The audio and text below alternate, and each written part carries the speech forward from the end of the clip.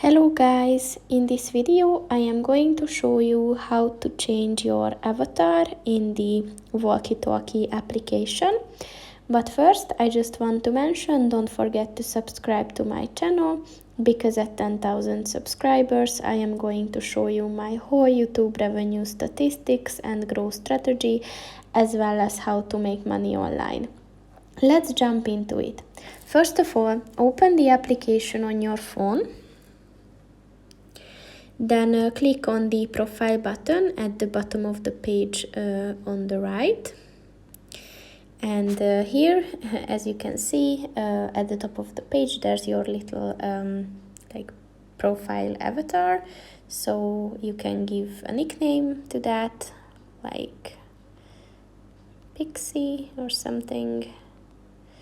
And you can also edit its face expression. And if you are like a premium subscriber, you can accessorize it, but that's not available unless you have a monthly subscription. You can also change the body of the avatar and then the background color or the background shade. And once everything is set, just click on the save button, and your avatar is now saved. So that's pretty much it for this video, guys. See you in the next one. Goodbye.